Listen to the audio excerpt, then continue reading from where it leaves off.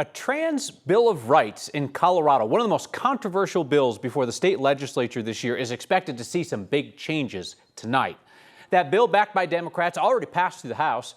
Sponsors say the goal is to provide new protections for trans people and the parents of trans children, like making school dress codes and name change policies more inclusive, and protecting parents from out-of-state prosecution if they help their child access medical care in Colorado. I think it's going to save lives.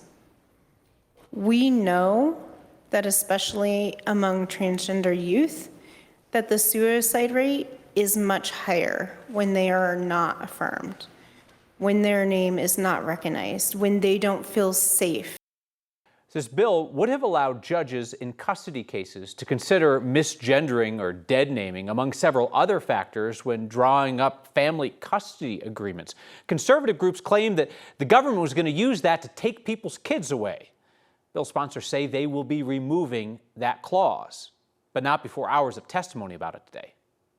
I'm really concerned about the parental rights in this issue.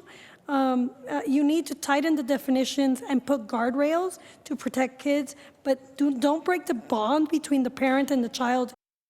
Some LGBTQ groups and legal advocates are worried about clauses in the bill that update Colorado's anti-discrimination laws to address purposefully misgendering or dead naming a trans person, basically doing it as an insult. They worry if that gets into the law, it could lead to legal challenges and could take all the rest of Colorado's anti-discrimination protections down with it. We'll be tracking any changes and the committee vote tonight on 9 News at 9 and 10. So we figured out why so many Xcel customers just call our Marshall Zelinger for customer service.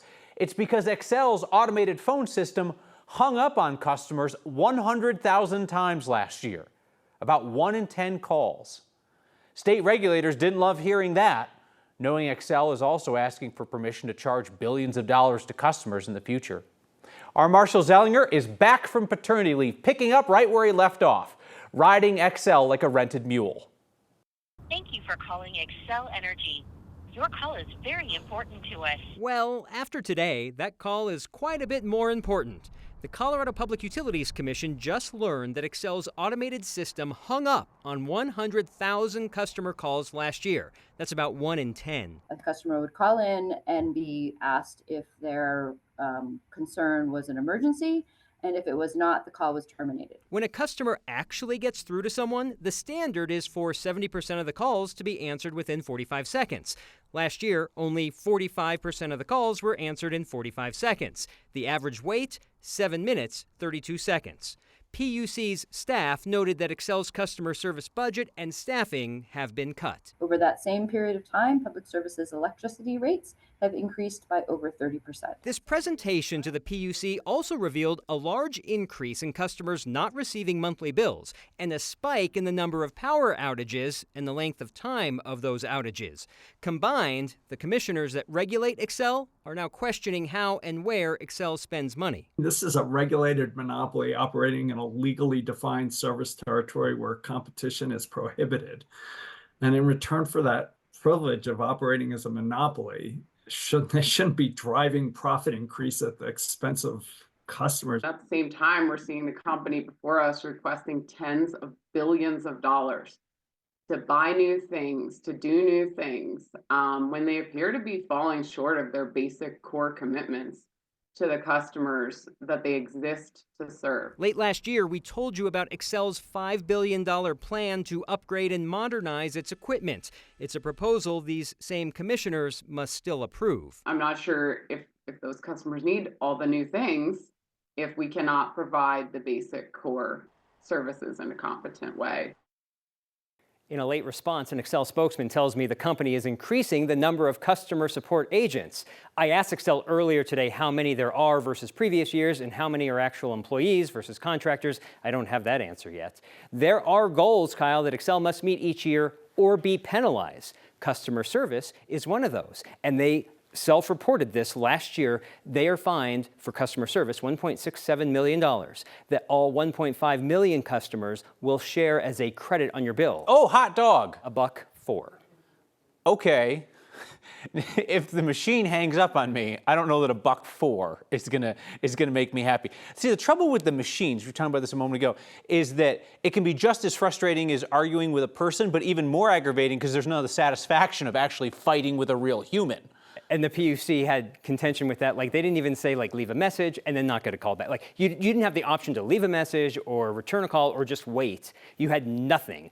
Xcel says they're working on that. My question is, the PUC is upset about this, and they're saying maybe we shouldn't fund all the things. Okay, what next? There need to be rules in place that Xcel can point to and say, well, we didn't do this. That isn't really there right now. So Xcel can probably still get what it wants unless the PUC makes rules that then they can say, well, you didn't do that, so you're not going to get that money. Well, I know Xcel's not pleased to see you back, but I am. Marshall Zelinger, thank you very much. Our next conversation tonight is with former Democratic Congresswoman Yadira Caraveo. She's running for her old seat representing Adams and Weld counties. Before she can face Republican Rep. Gabe Evans in a rematch, she'll need to win a Democratic primary, where Caraveo is going to be asked why she often voted for Republican bills that were solely designed to embarrass or pressure Democrats. Caraveo admitted to me those bills were just stunts, and some of them would have been harmful in her view. But she voted for them anyway, to try and hold on to her seat.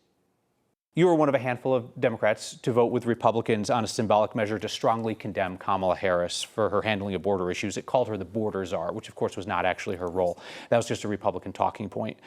Were you confused about her role, or did you know that this Republican bill was misleading and you voted for it anyway? It was an attempt to say what we have been doing, what the Biden administration has been doing, and therefore, by extension, Kamala Harris, isn't working, right? On any bill that looked at immigration, I wanted to see what the middle ground was, because that is where the majority of my constituents were. Gotcha. And was it your assessment that this messaging bill that Republicans ran, falsely calling her the border czar and condemning her, that was the middle ground? It was an example of the fact that that there was something wrong at the border, but also it was not a serious proposition in which comprehensive reform was looked at, but messaging. When it comes to deportations, who should go, who should stay? I think certainly there's agreement with both parties that if you are a criminal and have not spent your time in the United States really adding to our civilization, to our society, that you should not get the privilege of staying here. If you are law-abiding, if you've been here for decades, really working, paying taxes, contributing to your community, there should be a pathway to citizenship. You voted with Republicans for an earlier version of the Laken Riley Act, which then passed after you left Congress. And one of the things that does is that it requires immigration agents to indefinitely detain people accused of shoplifting. Why lump in shoplifters with violent criminals at the front of the deportation line? That was another one of those messaging bills that they want you people to focus on immigrants and the supposed criminality of immigrants rather than looking at the substance of the issue. Another messaging bill that really is designed just to win districts. And you voted for it? Yep, it was a messaging bill that was not doing anything at the time. During your one term in Congress, you voted for a number of bills that you acknowledged were just Republican messaging bills, and had they actually become law, they would have been destructive or damaging. You voted for all that stuff, and you still lost. Was it worth it? I think that for the most part, my constituents understood and appreciated that I was trying to put their interests and their opinions into action, and I'm proud of the way that I represented the district. In my full 20-minute conversation with Yadira Caraveo, we discussed why she walked away from the progressive views that she used to hold as a state legislator to instead vote for what she believed the people in her district wanted, and how often she secretly disagreed with them. That full unedited interview is on our YouTube channel, 9news.com, and on the next podcast feed. There are low-income seniors in the Denver area forced to choose each month between paying their rent, paying their groceries, paying for medicine. And then a free box of food shows up on their doorstep on the regular, delivered by a nonprofit that has been serving people on the margins of our community for 65 years. This week's Word of Thanks microgiving campaign supports Denver Inner City Parish. Don't let the name fool you. This is a non-religious nonprofit that works in Denver, parts of Jeffco, and Arapahoe County. One of their programs is delivering food boxes to seniors who can't get out of the house easily. They also provide a ride service, taking those seniors to doctor's visits and such. And they have social programs, so people who might otherwise be alone and at home are able to be part of a community. That work is not political, it's not controversial, it's just helping people. But a federal funding cut has that program about $70,000 short right now.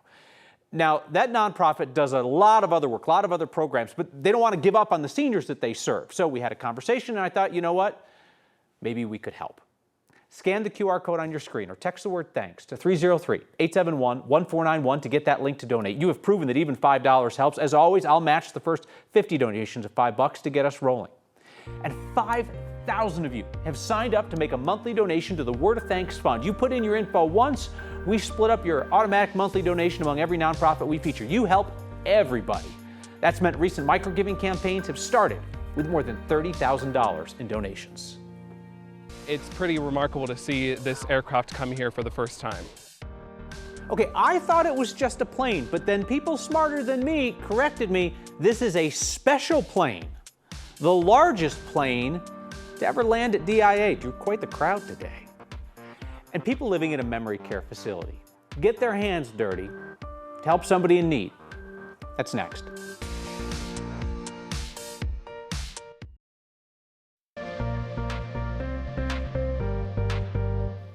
Spring showers along the Front Range on this, the last day of April. We started at 40 degrees and then with afternoon cloud cover, we still managed to reach 70. And now these rain and snow showers that are coming down, snow levels about 8,000 feet. It's all part of a weather system crossing northern Colorado. Temperatures have cooled back into the 50s this hour, but it's not cold.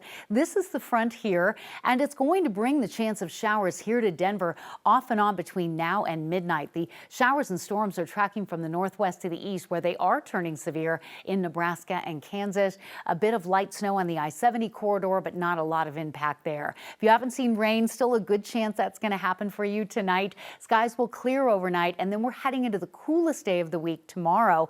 After a chilly start, temperatures will stay where they are now in the mid-50s. We'll be tracking the potential for showers overnight tonight and a chilly day tomorrow, but Thursday night into Friday, a warming and drying trend close to 80 Saturday. Thunderstorms are back in the forecast for early next week with the potential for heavy rain.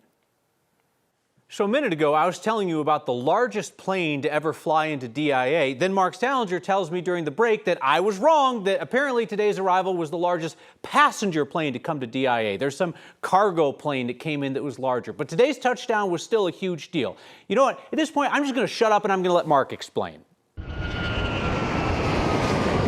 A lot of planes land at Denver International Airport. That is a Boeing 737 MAX 8. But there's only one that people will literally fly here to see. The aviation geek world is a lot bigger than I thought. Channing Reed came from California this morning. He's going back tonight. My inner child from years ago when I was growing up in Arizona is definitely coming out. It's just, it's hard to even put it into words. I'm so excited to be able to get up close and personal with this aircraft. Okay, 431 copy. He writes about aviation for Simple Flying online. All he cares about today is the world's biggest passenger plane. After seeing pictures and videos for there it is, yeah, it's right over there. Seeing pictures and videos of it for so many years, being able to actually see it in person is just a dream come true, really. It's the first scheduled landing of an A380 in Denver. Channing had to be here.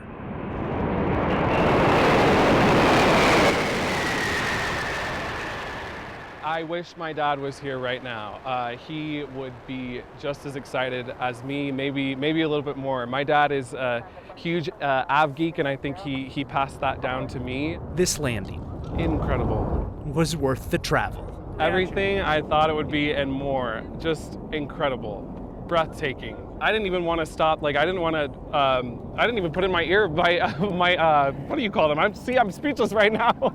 Of all the planes that land at one of the world's busiest airports, I think aviation is so special and so magical. There's only one that makes everyone stop and stare. Amazing, amazing experience. I was the first one out there just taking pictures of absolutely everything. That was awesome. So we keep saying this is the first scheduled flight of an A380 to land here in Denver. So that's because an Air France A380 made an emergency landing here back in 2018 after a medical emergency on its flight from LA to Paris. It had to dump a bunch of its fuel over eastern Colorado before it could land because the plane is just so heavy, Kyle. So 500 people on that plane, Mark, and you know some fool in the back row still stood up the second that it landed.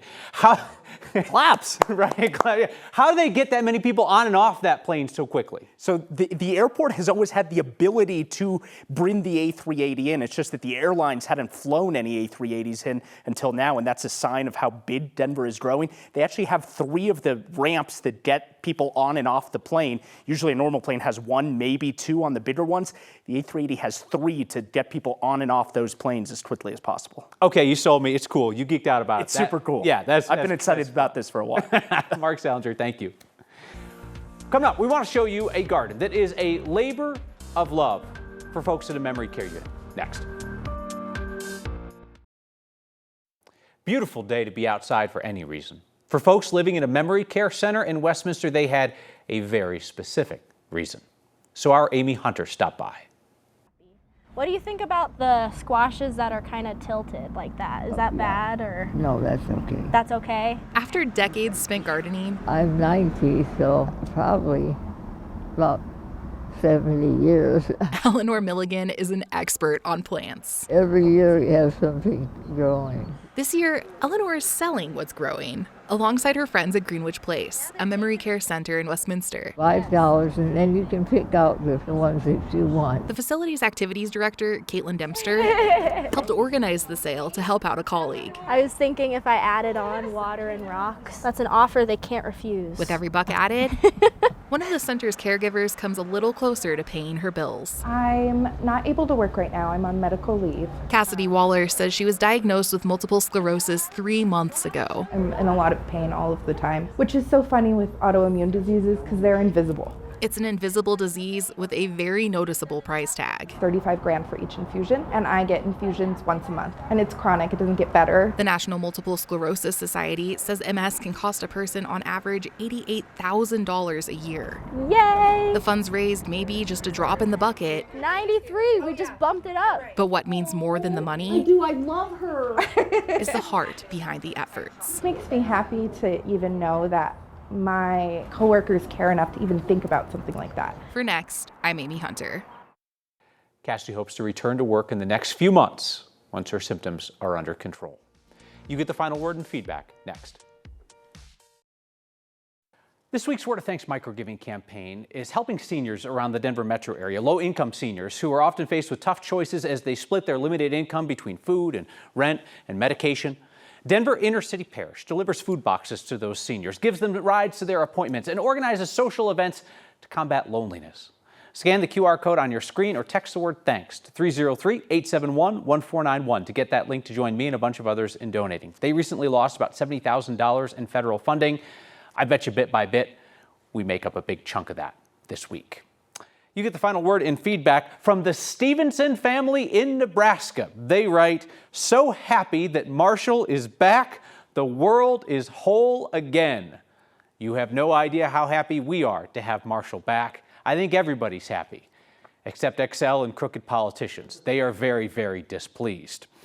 And a text that says, "Just kind of worried about Logan.